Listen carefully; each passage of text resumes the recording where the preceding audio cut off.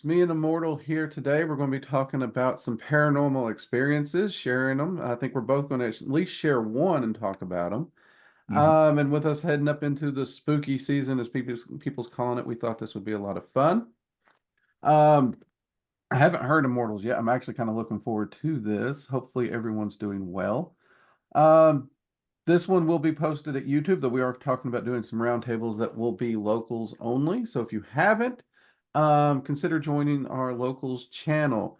You can find the link to locals at workingdragonmystic.com or below the videos posted here on YouTube and Rumble as well. And if you're not watching us on Rumble, consider checking us out and following us on Rumble. All right, business part's over. Let's get to the fun. Immortal, since you're the guest here, I will let you go first and share your experience. Okay. So this is when I was very young, till about 4, I think, if Okay. I remember right.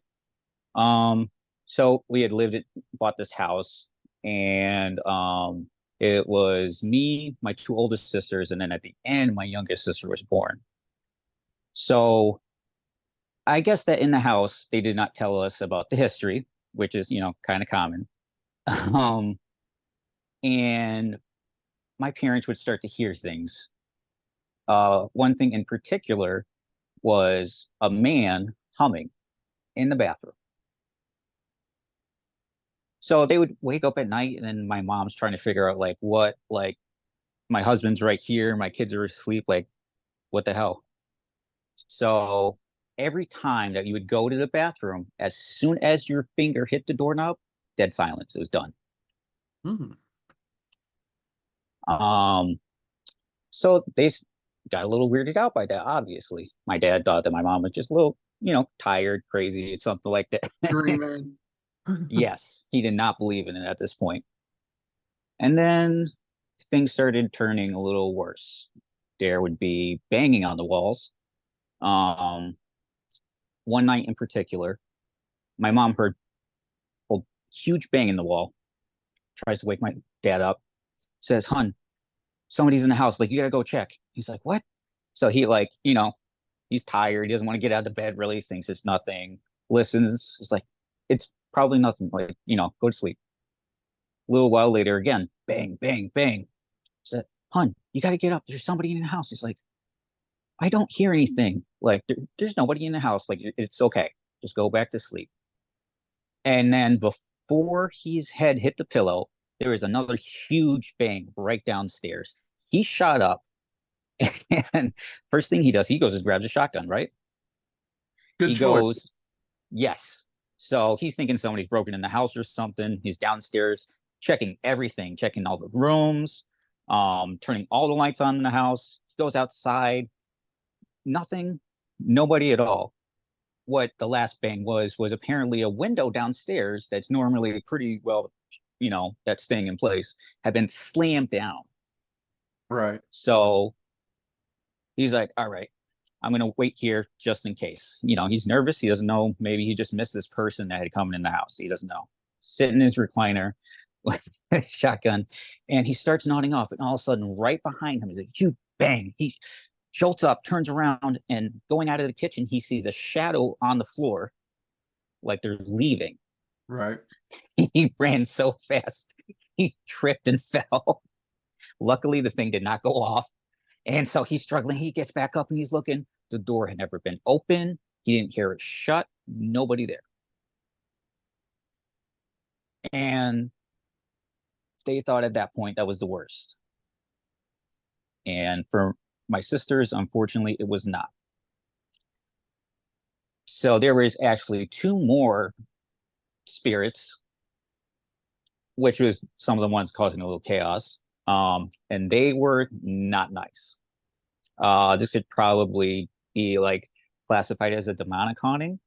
Um, they would torture my sisters in their dreams, especially one of my sisters.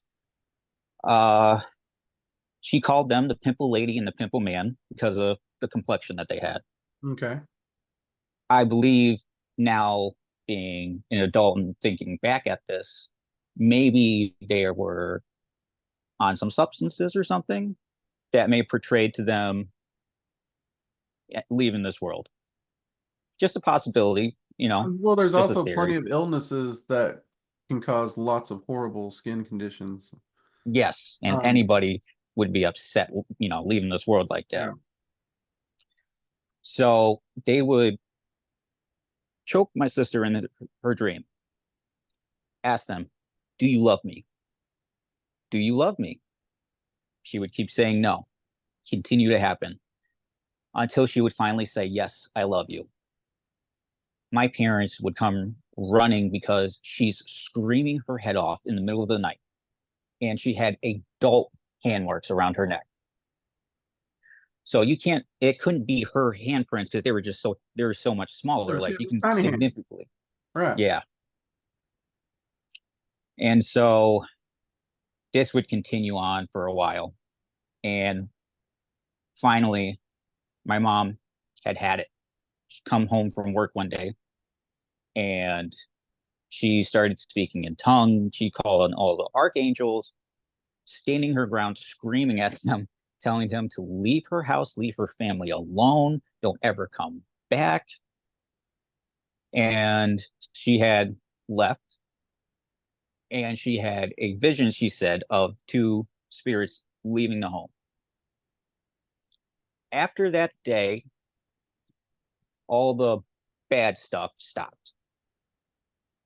They were still the gentleman. He was still doing his thing. Nothing bad at all. Not a big deal. But we left. We moved out as soon as we could. I hear that a lot from people, and I actually don't blame them. I really don't. Um, but I love how your mom handled it. Okay. Yes. And you use the term demonic haunting, and I get that because that is the phrase that's thrown around a lot. But um, I what was you were hoping dealing you with, can it sounds elaborate perfect. more on that with your experience. Like, what would you classify as something like that? Honestly, what it sounds like is two abusive human spirits. In fact, the way you describe their appearance, and if you look historically, um, it would be very easy to see someone with leprosy or some form of other skin condition that would cause pox or boils or something like that. That would be a very horrible, painful existence, and it's Mhm. going to alienate you from people and people who claim to love you. And that can drive a person to a violent condition where they may actually get violent with their own children, fearing their children no longer love them. Mm. And I'm not excusing the behavior. That's not cool Mm. behavior. I don't care what your condition is. You don't do that to a kid. Um, but a dick in life is a dick in death, right? So if you have an awful person in life, they're going to be an awful person in death as well. My grandfather is a perfect example because all the things I did learn from him that are positive, by and large, if I looked at his personality, he was a piece of shit. um, and there's plenty of things he did do that really caused a lot of troubles for my family up into actually he was a key component in my parents' divorce even.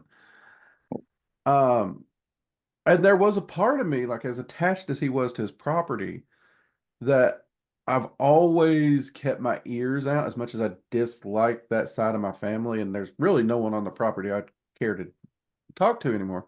I've always kept my Mm. eyes and ears in that area to see if anything started happening after he passed. Because if he manifests, that is exactly what I would expect from him. Because I know for a Yeah. fact he has threatened and strangled someone because they didn't do what he wanted, Mm. right? So a lot of these violent hauntings we see, and people do quickly label them demonic, they're human spirits. That's not to say there aren't non-human spirits that do this, though I would say I've never encountered what we would consider classical recorded named demons Mhm. because I found most of them have more interest in helping us than hindering us. unless you've done something to tick them off in some fashion or manner, and you being religious isn't going to piss them off. So Yeah. that's always been an interesting one. Like I have gone into houses where people are blaming, pick a goetic spirit, they've probably blamed it. Mm. Um, Only to find out that, we go in, we take, we're doing our investigation, we're getting EVPs, and it's not until like the second time we go in that we actually bring a psychic or a medium in with us, and we let them go in blind. We tell them nothing. We see what they pick up, and we don't even let them know what we got. That's how blind we want them to be, because there's a lot of fuzziness in those areas. Let's be honest. Hmm. But in this particular case, I'm thinking of, they got a lot of great information that pointed to an individual who lived on the property. Our EVPs matched an individual who lived on property. The encounters the family had matched an individual who lived on property.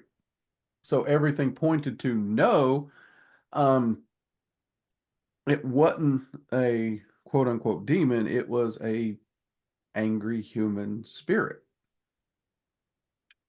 And once that was identified, um, the family was able to deal with it.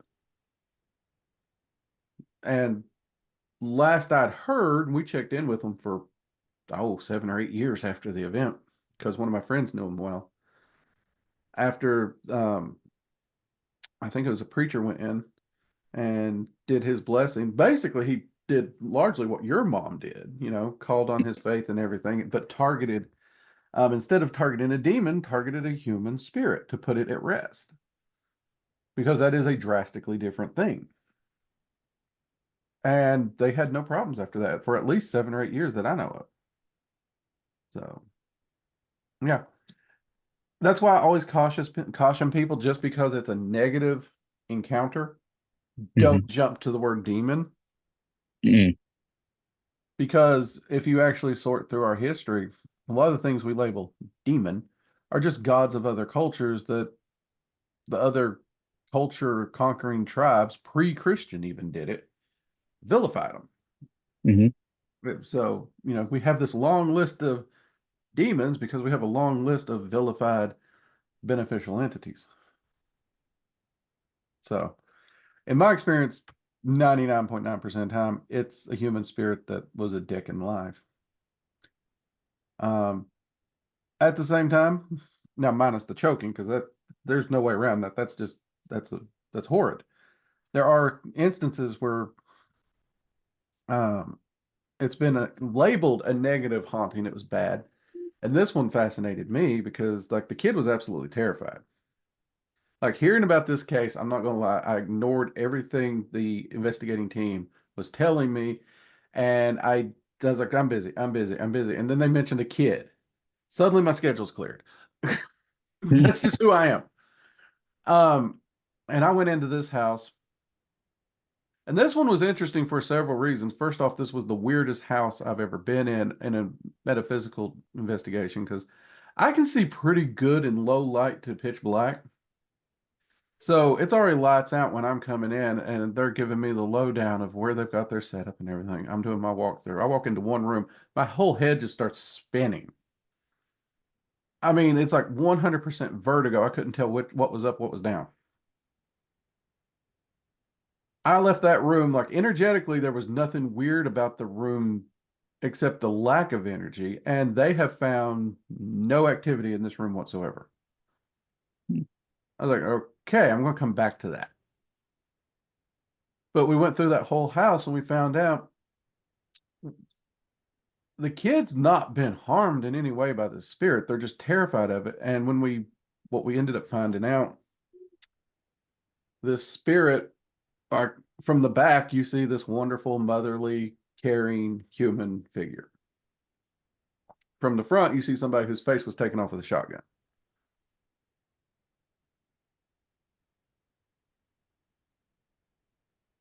We check, and sure enough, someone was shot on this property in such a way. And Wow. when I'm talking to the mom, she actually confirms that the spirit is usually tucking in the kid, looking, checking after the kid. And at one point, there was a bit more angry or vengeful spirit of some kind in the house, which has gone away. I'm like, well, it sounds like this spirit is actually cares about your son, just doesn't realize the. So we made a point to talk with the spirit and say, if you can, try to cover and conceal the wound or make sure they don't see it because that's scaring them, even though your intents are to look after them. Mhm. So you do have that on both sides. As to that room, once the lights came on, we figured out what was wrong. This family had tiled the entire bathroom in mirrors. So what little light my eyes were picking up was just bouncing off all these little mirrors, and there was no. If you've ever seen two mirrors, it's just like infinitely deep. Yeah. So with no reference point of these tiles are actually mirrors, I was just like, woo. Oh, which those mirrors were a whole nother problem in that house. Um, but I am proud of your mom for taking that and standing on that because there is a real power to that faith magic. There is. And Yeah, and I learned that from you that years later. It's funny how the things that you have been saying from the beginning are exactly what I live, pretty much. yeah. Well, I try to stay in a rational position. And if something contradicts, I try to ask questions Hmm. because I've said on the channel, I grew up in church. I've seen things work. But then you leave the church, you get out and you start doing other things, and people's like, well, faith is hokey, faith is this, blah, blah, blah. This is how you actually do it. Now, wait a minute. I'm not saying your thing ain't working because your thing's working. I'm seeing it working. But I've seen this thing work. And I've seen it work equally reliably. So we can't just chalk this up to hokey. The question is why? I Hmm. always want to know both sides of the why. So yeah. Um, how'd that affect your sisters? I mean, I know they were young. Some kids, they grow up, they forget about it. It's fine. Are they okay? Oh no. Uh, bothered them for quite a while. Um, she still talks about it today too. The one that had it the worst. She and she tries telling these people these stories and they're skeptic and they don't believe her. And I'm like, well, there is actually physical evidence of her getting harmed, and my dad isn't doing it from his bedroom in the middle of the night while he's asleep. I mean, the Right. guy worked construction. He was up at like, 5, 6 o'clock in the morning, however he needed to be. Mm-hmm. So, um, she's okay now. Um, but I could definitely tell it put a big fear in her for a while, especially like scary movies with like spirits and stuff like that. She was like, no. She's like, no, I can't. No, that's fair. That's fair. And I would encourage people, remember, even if you're a skeptic, you could say they dreamed it or whatnot.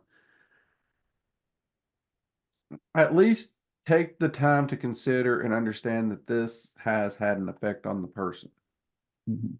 So whether it was a real spirit, whether there's physical evidence or not, whether it was a really bad nightmare that for some reason triggered a trauma, most nightmares are still based on something we're dealing with in life. Mhm. So if someone's telling you a story, please be respectful of what they're sharing with you. Because, hey, they're trusting you enough to share it. Be respectful of that, would be my big thing, whether you're a skeptic or not. So hopefully your sister don't catch too much flack when she shares it. Um, Yeah. no, that's wild. Honestly, um, to the best of my knowledge, I've never been in a house with negative one like that. I've lived in one that had negative things before I got there, but never, Hmm. was there. And I've lived in plenty of houses that were haunted. In fact, I'll be honest, every military base housing that I've been in has been haunted so far, Oh, wow. including the current one we're living in right now is haunted. Anyone who's watched, uh, taken my evocation course, we actually show how to contact an unknown spirit. That spirit is the one that I contacted here at this house to find out who it was. Um, and since then, Petty Officer Richards is sort of part of the family. He loves turning on music at random. He's got a good taste in music, at least. Yeah. But yeah, no, the story I was wanting to share, it was actually a fascinating one because, in truth, with all the weird stuff I had seen, for a very long time, I was skeptical, and everybody's, always wanting stories, and I usually share ones that they're taking place after I've started studying magic and the occult, right? But one that truly fascinates me and truly, like, to this day gets my attention was before I got into the occult. So I've shared on the channel, I'm a huge history buff. Hmm. Now, a lot of my friends and the guys I hung out with growing up, worked with growing up, even one of my mentors, we love history. My biggest mentor was half Japanese, half American, so he loved American and Japanese history. He grew up on the West Coast. We forgave him for that. Uh, but when he got to the East Coast, especially around Kentucky, Tennessee area where I grew up, it's hard not to just get smacked in the face with Civil War history. It's really not. And he got hooked. I mean, the dude got fascinated. And then someone joined us and started hanging out with us from Texas, Jim. And we were all talking Civil War and everything, and the Battle of Gettysburg came up. And it was one of those things like every one of us like had a calendar full of stuff that we were not looking forward to doing. And um, another one of our friends, Nick's like, yeah, he's like, I'd love to go up and see, the battlefield and everything, spend, a weekend up there. He's like, I heard he heard about someone where there's actually a place you can camp right next to the battlefield. It's not something that's usually done, but he heard about it. He was like, really? Next thing I know, my mentor's on the phone and he confirmed it. And he's like, everybody pack a bag. We're going. It's like, what? He's like, clear your calendars. We're going to Gettysburg. It's like, okay. So, drop of a hat, every one of us piles into an S10 pickup. Well, why we didn't take a bigger vehicle, no. And we head to Gettysburg, Pennsylvania. And he's decided for us that we're going to spend 3 nights up in Gettysburg. And we're going to, we're going to try and do some paranormal investigation. We're going to see some of the museums. We're going to make a whole week into this. I was having a blast. And luckily, the site that Nick had mentioned was indeed available. So we got to do some camping right next to the battlefield. First night there, you hear some weird stuff. I'm telling you, it was weird. Um, but it's nothing that by and large you couldn't really explain. Like we heard boots, and it sounded like a large group of boots marching. And where we're at, there was a section of road back here, and there's plenty of reenactments and all kinds of things. So somebody could be pranking you, though the sound was coming from the battlefield, not the road. That's the best way to put it. So, and I mean, there's just a lot of honestly what I would have wrote down as some form of battlefield sound. You know, I don't know if you've ever heard the sound of a ramrod packing a shot into a musket. Hmm. It is a very unique sound, right? Yeah. Like I could be on the other side of the house, my brother loading his black powder rifle. I know the sound. But at the same time, Mr. Skeptic, I know the sound. I know I'm on a battlefield. I'm tricking myself because I'm expecting it, right? Hmm. So we all get up, we're making our coffee, sitting around, and everybody's heard some form of sound, one kind or another. Some of us heard doubles. Me and Jim both are the ones that recognize the ramrod sound. You Hmm. can see the big gun buff. And we kept going through. We did our tour of the battle site. I mean, if you ever get a chance to go to Gettysburg, do it. It's an amazing. Take your kids. It's a wonderful learning experience. The second night is when, like, I mean, you got a whole group of skeptics. Like my mentor, though he studied mysticism from, Eastern mysticism and stuff for heritage reasons, the dude was an atheist. So we're all sitting there, and it's the second night. Everybody's dead sleep. We're tired. We've been running around seeing sights all day long. We'd done some EVPs, got jack. Like our recorders were empty. That night, though, we're sitting there, and you just hear a loud boom. My first thought is, great, thunderstorm. And everybody's awake, and my mentor's already up looking around like a freaking meerkat trying to figure out what's going on. I haven't rolled over. I grew up in the South, thunderstorms, tornadoes. Screw it. I'm going back to sleep. However, on the second, boom, there was no flash. For a lightning crack that big, my tent should have lit up. Hmm. Now I'm interested.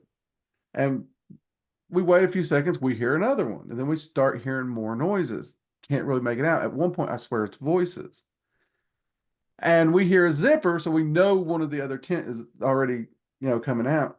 So we poke our heads out, and I look over and it looks like Scooby-Doo because you see Jim's head sticking out and Nick's head sticking out. And I guess if they looked over, they'd have saw similar because we're both sticking our heads out. And it's like high summer, it's warm. And the whole battlefield's just covered with a thick, thick, heavy white fog. And I was thinking that was strange at first, and then all of a sudden I hear literally Jim sniffing, just like, and he looks at me as Drake, Drake, do you smell that? And I was like, what? Oh,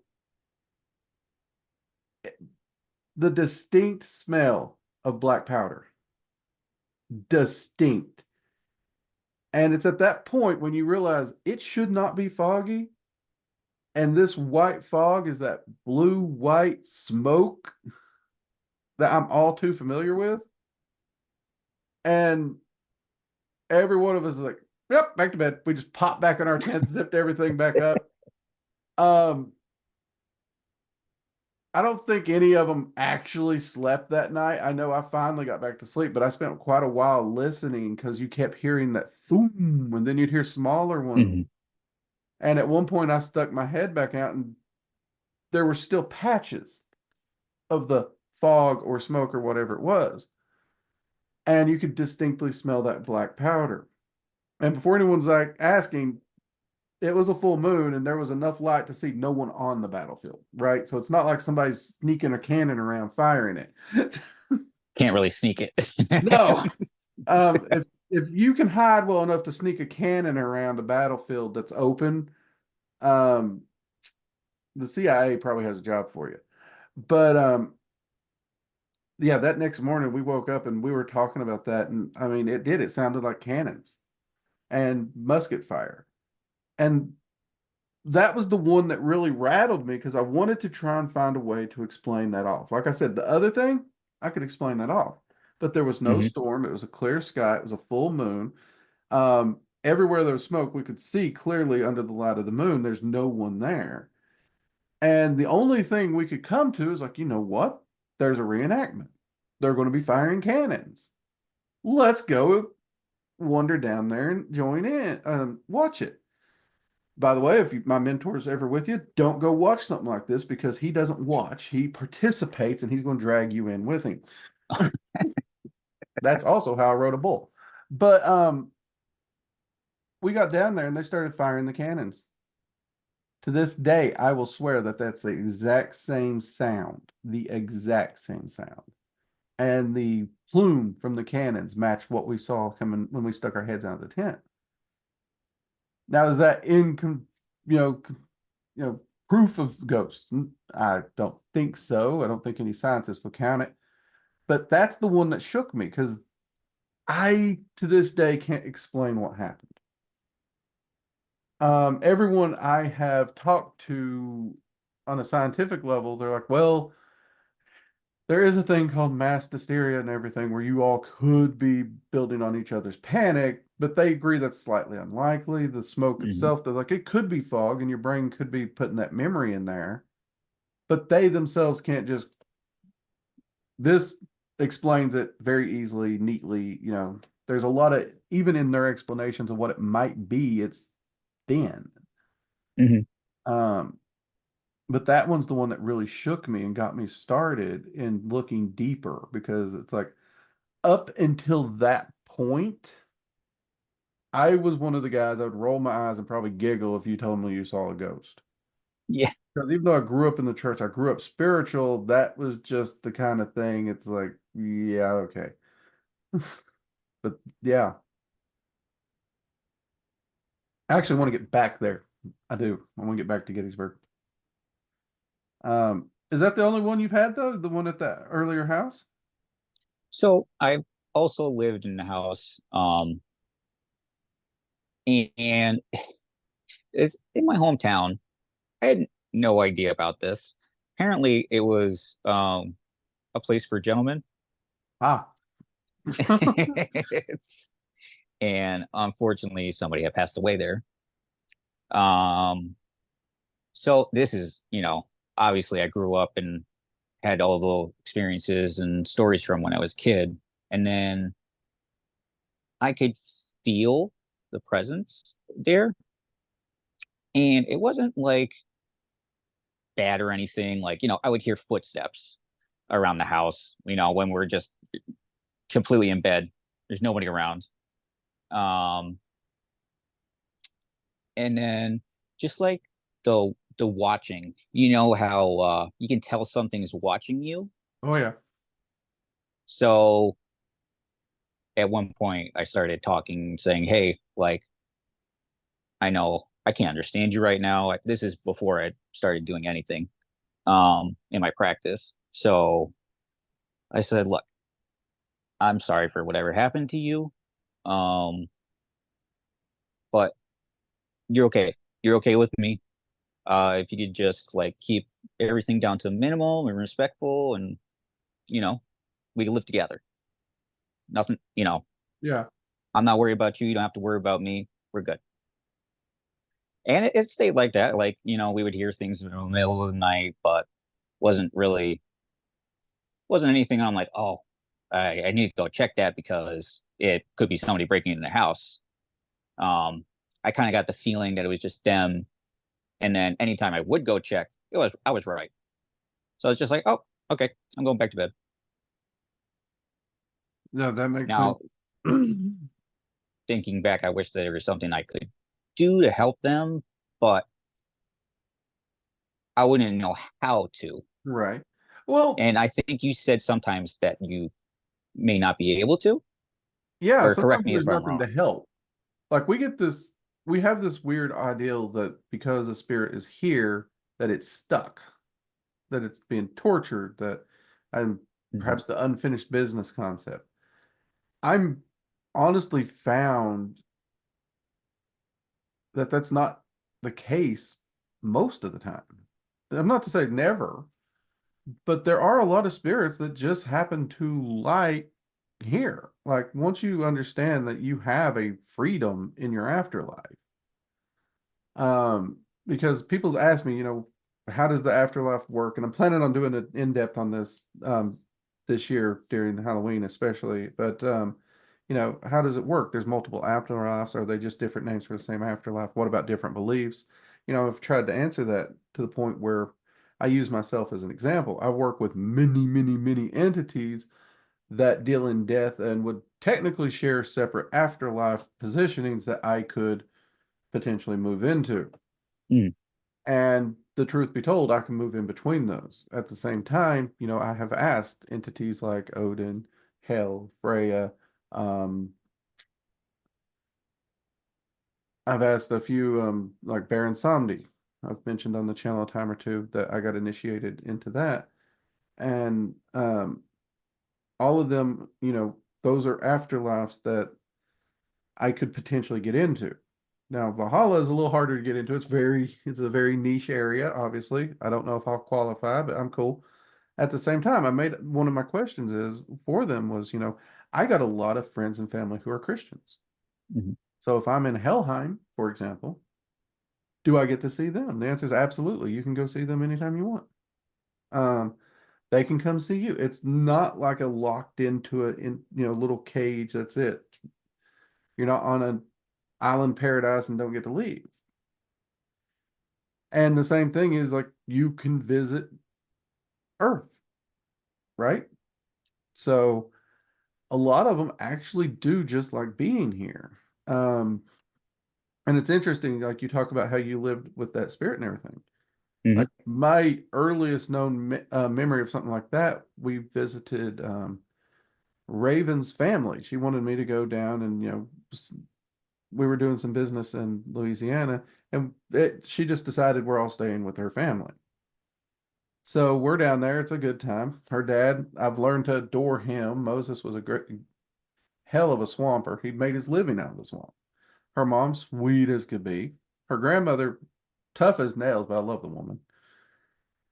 So we're out like this. Their house is maybe 20 feet from the bayou.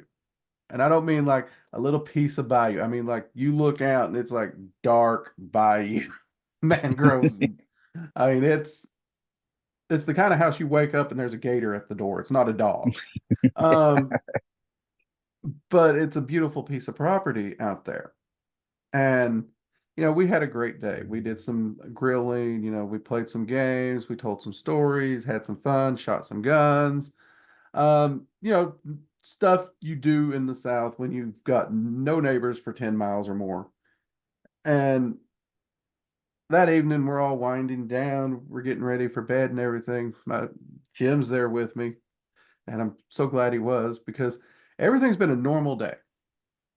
Her mom gets up and's like, all right, everybody, I'm going to bed. Your room is upstairs at the top of the stairs, first door. Head on in. The door's hard to open, but it just give it a good pull. By the way, if you hear any steps in the hallways, your door opens in the middle of the night, don't worry, the house is haunted, their family. Um, Sleep well. And she just goes up the stairs and you see Jim go, what? Because again, Jim's not exactly okay with ghosts. Like every time we've took him on an investigation, he's been comic relief. Um, and I was just like, okay, that's just like she just dropped that in quick and random. Yes.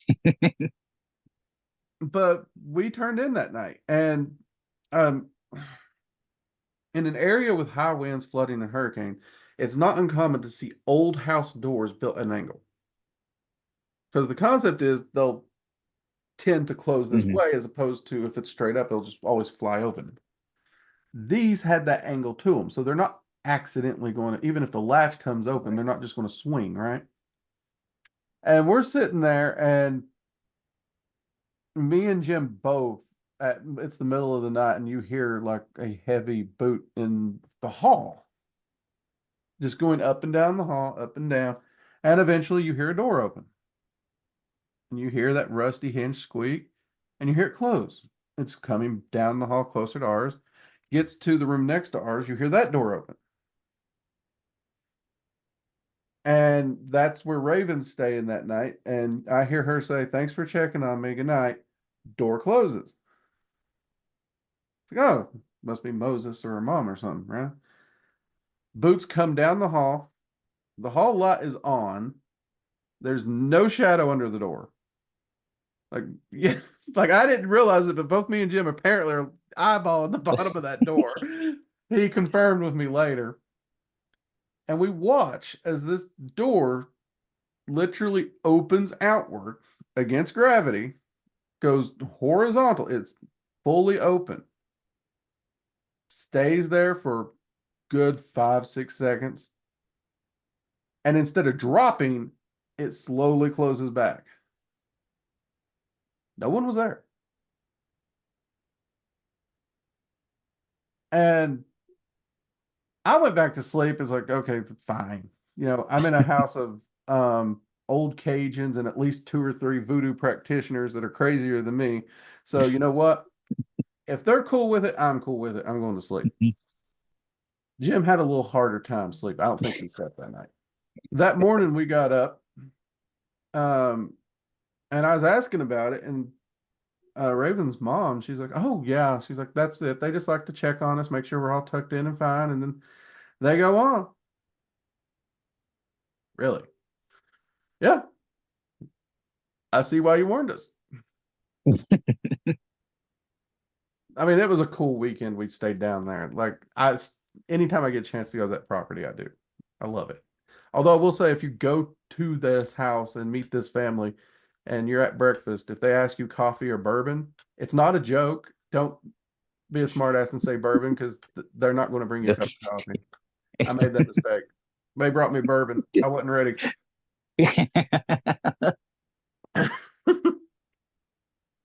So yeah, I mean, it's very common to see those. And I was talking to Raven about it. It was actually a few years later. And I asked her, I was like, have you all, I had the unfinished business conversation. And she made it clear. She's like, oh no, they're not stuck. They can move on anytime they want. It's just they love the property, they love the house, and they seem to be quite happy that we've purchased the house, that we're restoring it, and we're taking care of it in the way that we do, as opposed to tearing it down or changing it or overly modernizing it. And I was like, oh, so she's like, and they're just family at this point. And I was like, okay. So I mean, and really, if you think about it, that's kind of the situation I'm in now with Petty Officer Richards. Grant you, I don't know that I'm free to share his story. I'll have to ask him, but his Mhm. is a slightly sadder story. But for whatever reason, he likes it here, hanging I'm around. sure he loved what he did. Yeah, so there you go. So yeah, um, if you don't have another one, we'll call it here. We've actually been recording for a little bit.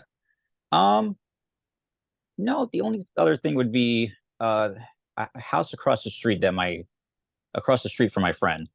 They were known to have a spirit, and it was just two parents and a daughter, and there was a little boy. Um, and sometimes you can actually see him in the window when you drive by. Yeah, So I'll I admit, had noticed it. Kid Ghost spooked me out. Yeah. So I had noticed it one time, and he told me about, the parents and the daughter living there. I was like, what about the little boy? He's like, oh, you saw him? I was like, yeah, what about it? Was he just like visiting or whatever? It's like, no, that's just a ghost. It's like, huh? He's just like, Yeah, yeah, I mean, he, you live with it, and it's amazing because when they live with it, they just rattle that off so casually, and you're like, what? hmm. And I guess they don't tell people much because they're like, oh my God, it's like either, oh, you're lying or something like that. Or they're like, oh my God, why don't you do something about it? Like, get it out. And they're like, no, like he's fine. He doesn't bother us. So we're good. We're good. Yeah. Um, I mean, the first military housing house we were in, I actually had surgery where um, I didn't think it through. So I had stitches all through my mid abdomen. They had to cut all the way through. Mm. And it wasn't a major surgery. And, I've put stitches in myself. So I just was like, screw it. Got home. A friend staying at the house across the hall. Like, do you need anything? I'm fine. I'm just going to go to bed. Well, I had to get up in the middle of the night and I was like, fine. And I went to sit up. It was only at that moment that I realized they had to cut through my core. They had to cut through all the muscles in your abdomen, all the muscles you use to sit up. I couldn't get up. And I'm sitting here trying my best to get up, trying to figure out how to get up, trying to figure out how am I going to solve this. And I'm hollering across the hall. And I'm realizing the friend who's staying with me is also one of those friends like you could smack them in their sleep and they won't wake up. I hate people like that. But the ghost actually took the opportunity, realized what was happening, and actually woke her up. Because one of the things that, it tried to get, tried several things to wake her up, and eventually it done the one thing because they visit all the time, right? There's one reliable thing that wakes them up. Unfortunately, it's a nightmare. And so they did trigger a nightmare in order to wake them up so they could get in there and help my sorry ass. Um, at which point I decided probably going to sleep in a recliner after that. But so they can be very helpful, and you just got to Hmm. live with them. They can help you. And I've been kind of thankful for the ones we've had. We've had a pretty good experience with them. Um, I am always ready and willing to see if I get one of those houses with a bad one. Of course, Hmm. I got the skills to take care of that, I like to think. That's right. Um, but yeah, no, it's really neat how those work out and how people handle it. But I would say if you find yourself, if you're watching this and you find yourself in a place you think's haunted, don't jump to fear and negativity because Hmm. you could very well be dealing with an entity that is could very well be a pleasant roommate to have, quite literally. Um, but I mean, you mentioned the child ghost. There's actually, when we lived in Washington State, Immortal, there's a place up there called Manresa Castle.